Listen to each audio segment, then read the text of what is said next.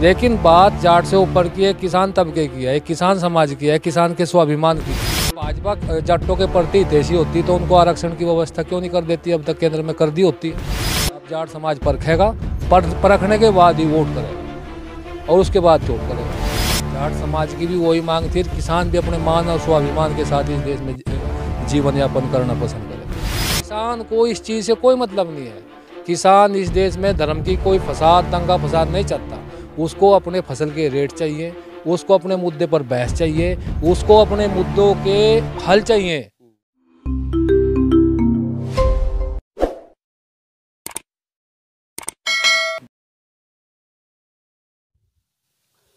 नमस्कार, स्वागत है आप सभी का हिंदुस्तान 24 पर और मैं आप सबके साथ विपिन चौधरी। भारतीय जनता पार्टी ने किसानों को एक बार फिर से सम्मान देने का काम किया है। भारतीय जनता पार्टी ने एनडीए की तरफ से उपराष्ट्रपति पद के लिए किसान परिवार में जन्मे पश्चिमी बंगाल के राज्यपाल जगदीप धनखड़ के नाम की घोषणा की है। अब किसान इस घोषणा को किस प्रकार से देख रहा है, यह जानने के लिए आज हम किसानों के बीच में पहुंचे हैं और तस्वीरों में आप देख सकते हैं यहाँ पर किसान बैठे हुए हैं, अपने खेतों में कार्य करके शायद कुछ समय के लिए यहाँ पर आराम कर रहे हैं। इनसे बातचीत करेंगे और जानने का प्रयास करेंगे कि सरकार के फैसले को ये किस प्रकार से देख रहे हैं। सर, क्या नाम है आपका?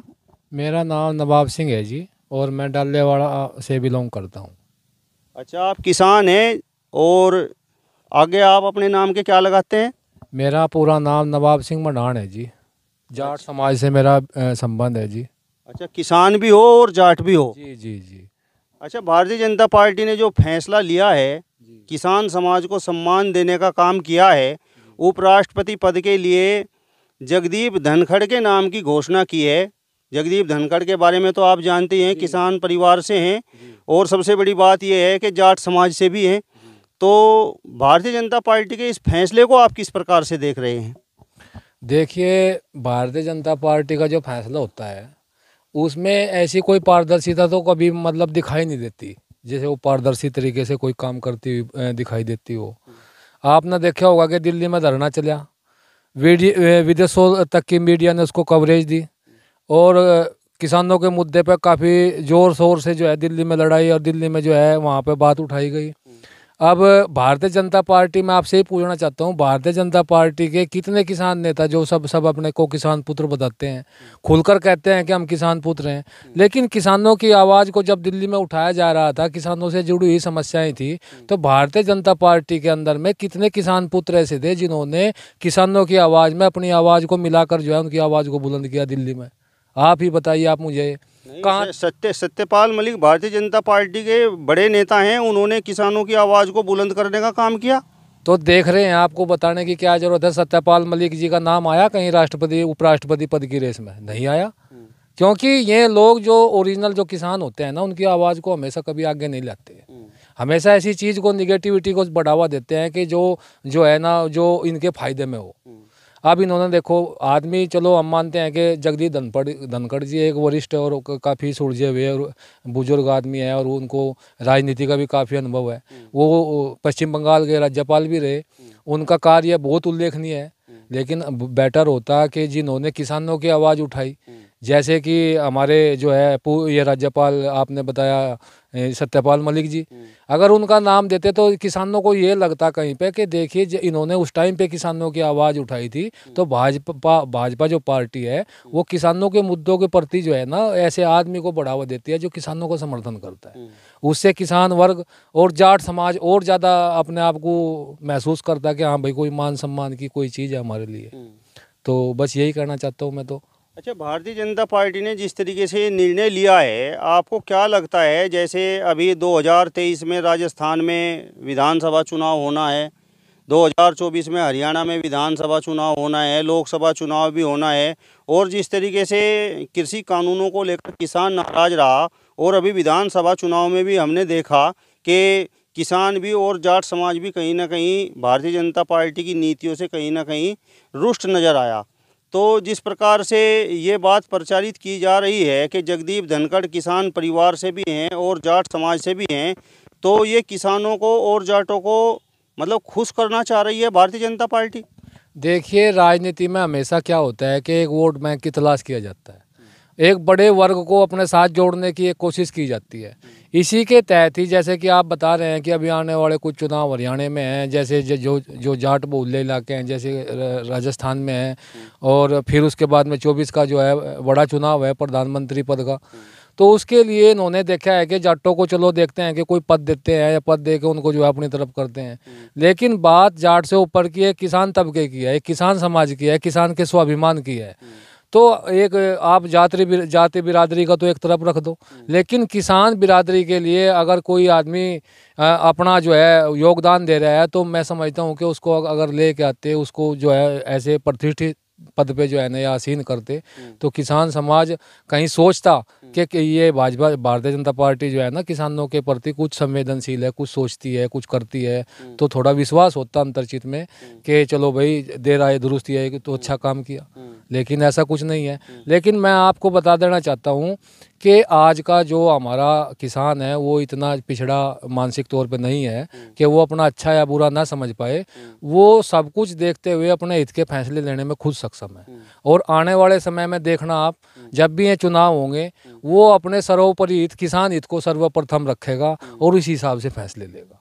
मतलब किसान, और जिस तरीके से आप किसान भी हैं और जाट समाज से भी हैं, तो मतलब क्या ये मान लिया जाए कि ये जो जिस तरीके की घोषणा भारतीय जनता पार्टी ने की है, तो उससे भी जो है कहीं ना कहीं किसान और जाट समाज पलटता हुआ दिखाई नहीं दे रहा है? अजी, जाट समाज की बात तो आप जहाँ तक आप कर रहे हैं ना, तो मैं अपना पर्सनल व्यू आपके सामने रखता हूँ। देखिए, जाट समाज की एक पुरानी मांग थी आरक्षण की।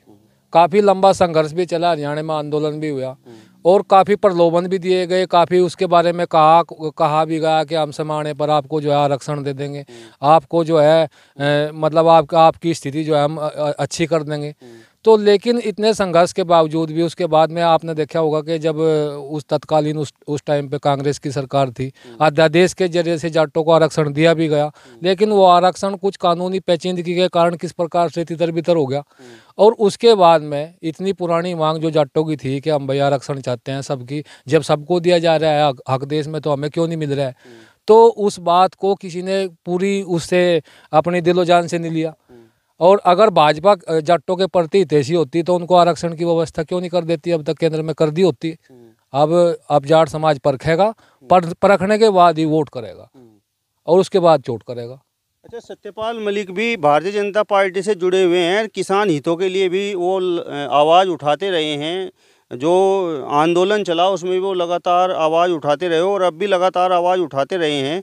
तो उनके नाम की घोषणा न होने के पीछे कहीं ये कारण तो नहीं कि वो भारतीय जनता पार्टी में रहते हुए कृषि कानूनों का विरोध कर रहे थे और प्रधानमंत्री जी को कह रहे थे कि आप कृषि कानून वापस ले लीजिए, और अब भी वो एक तरह से बड़बोलापन कर रहे थे? देखिए, जो आदमी मुखर तरीके से अपनी बात को रखता है ना, हमेशा प्राचीनतम समय से उसी के साथ में विरोध होता आ रहा है। तो जो आदमी किसी चीज़ के प्रति ज़्यादा संवेदनशील होकर बोलता है, आप देखेंगे किसी मुद्दे पे देखेंगे उसकी आवाज़ को दबाने का काम किया जा रहा है।